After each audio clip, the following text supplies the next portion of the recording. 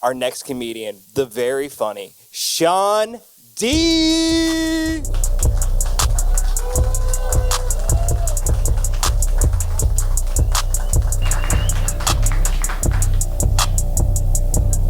That's a joke.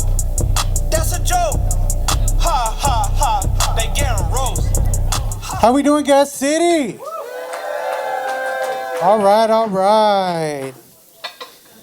So guys, you ever had a kid say something to you and it just ruined your life? Kids are the most honest, that's what they say. Kids do the darndest things. I was walking down the street recently. I live in Logansport, Indiana. And I was walking down the street recently and this little Spanish kid was walking with his mom. And they got a little bit past me. And then I heard him say something that just hurt me. He was like, "Hey, Mom, that's a lesbian." Yeah, look at me. I definitely look like a masculine lesbian, right? I had to go home. I had to go home and take inventory on my life. See, I've always dated women that were bisexual, and I was like, oh, that's a coincidence. Took a long look in the mirror, and I was like, no, it's because you look like you lettered in softball, choir, and finger banging. And yes, I know I'm this fat. And a lot of people think that's a bad thing. It's actually pretty cool to be fat. If I get an attractive girl to have sex with me, she typically does all the work. And that's not because I'm being lazy. I'm just taking mental pictures, because it doesn't happen that often. I think that's the whole fat guys have small dicks myth. I'm here to tell you that's bullshit. I've got a medium dick. Like if my dick was on Uber, it'd get 3 stars.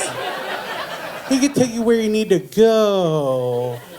But you're not going to be super impressed when I show up in a Chevy Cobalt. I mean, it's not an Escalade, but it's not a smart car either. Guys, I got 3 kids. I'm a single father, 3 kids, and thank you. They're stuck with me. They wish one of you would adopt them, trust me. But anyways, my oldest son, he doesn't really listen to a word I say. I was trying to give him life advice the other day, and he just gave me that blank stare, and he's like, "You're not funny, Dad. I'm deaf." And deaf people have holes in their knowledge just because of their disability. I took him to Foot Locker the other day. He needed some new kicks, and so I was like, all right, let's go. Dad just got paid. Let's go get you some shoes. And we were just, going through the aisles, picking out what we wanted, and he let go the most rancid and loudest fart, probably in the history of Foot Locker.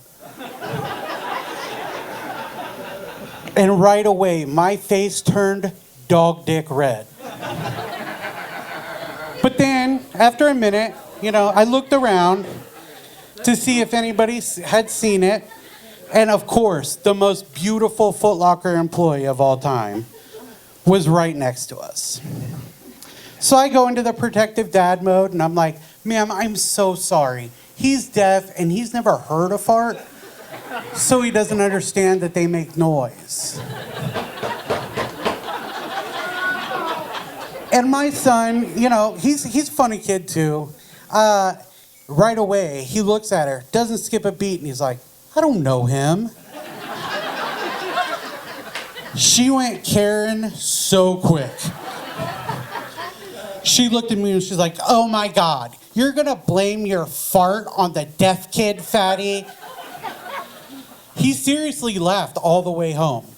And at first, I was laughing too. But then he just kept going, and I started to get mad. I got to one point, I pulled over the car. I was going to hit him. Let's just be honest, I was going to hit him. I was like, what is he going to do? Call CPS? Come on. So guys, I'm 39 and single. I'm at the point in my life where I'm seriously debating a relationship with Siri. She'd be the perfect girlfriend. She helps me with my problems. I don't have to listen to hers. Only bad thing though, I sexted her the other day. I was like, hey Siri, you want a screw? She just gave me directions to Home Depot. But I swear, once I get her to blow me, it's over for you bitches.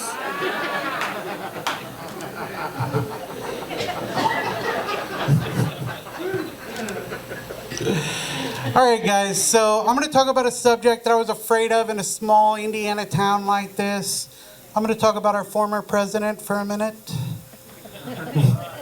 Yeah, everybody got quiet, just like I thought.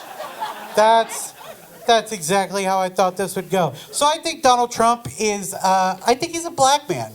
I think underneath his skin, he's a black man. He's got that BDE, that black dude energy. If y'all can't tell me dude's not black. He has 43 felonies for trying to pay off a side bitch.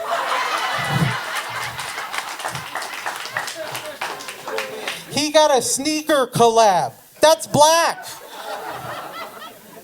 And then he was shot at in front of his entourage.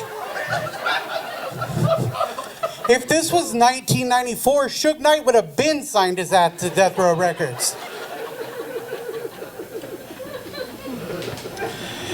All right, we're going to get light again. We're going to get light.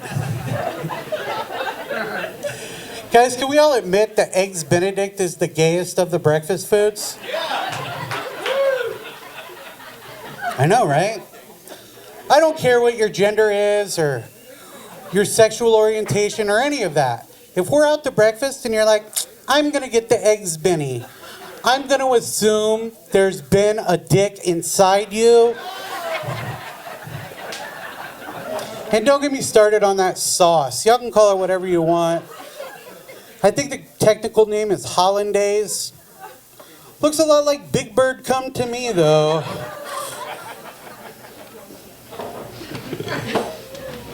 Me and my former significant other, we got enough... I'll let it die down a minute. Me and my former significant other, we got in a fight recently, and she called me by my government name. And I was like, look, if you're not going to call me a pet name, just call me what the kids call me. She's like, what, Daddy? Ew, no. Just call me what the kids call me. Bruh. You got teenage kids, you know that's true. I see you, you know that's true. So I just tell my kids straight out, I'm like, look, I'm not your bruh. Because if we were bruhs, you'd kick in on this fucking rent. If we were bruhs, if we were really bruhs, you wouldn't cockblock me so goddamn always. And if you were really my bruh, like really my bruh, I wouldn't have to get high in the garage. Guys, I got a couple more for you tonight and then I'm gonna get out of here. You guys having fun? Give it up for yourselves one time. Give it up for the Kokomo Press. Guys, I am a millennial. So like most of my generation, I love hip-hop and R&B. I'm a big fan of R. Kelly. I just don't really like his music. That's a joke. That's a joke. No, but I caught the R. Kelly documentary again recently, and I got a few problems with it. First of all, through the whole thing, he's just talking about how much he loves his kids, and I'm like, that's not the problem, Robert. The problem's how much you love other people's kids.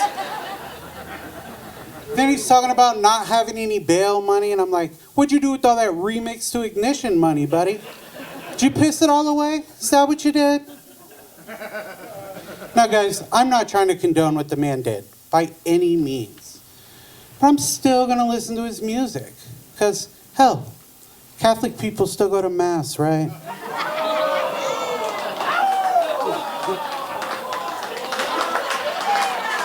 I heard there were Catholics here. Are there Catholics here?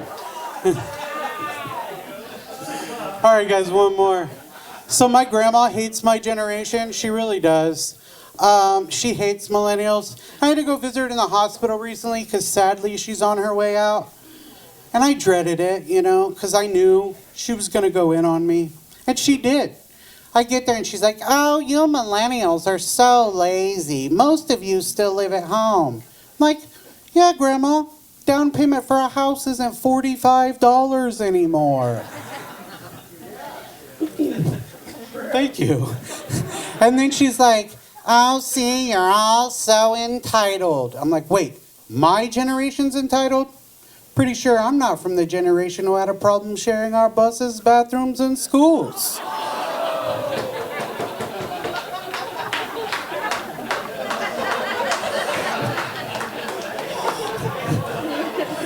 Then she brought out what she thought were her big guns, and she's like, yeah, but your generation's just way too dependent on technology. So I unplugged her. Yeah, who's dependent on technology now, Grandma? And guys, I know you think that was a dick move, but I am a millennial. Gotta get that inheritance money, because I'm trying to get the new iPhone and get the fuck out of my mom's basement. Guys, you've been fantastic. I've been Sean D. Thank you very much.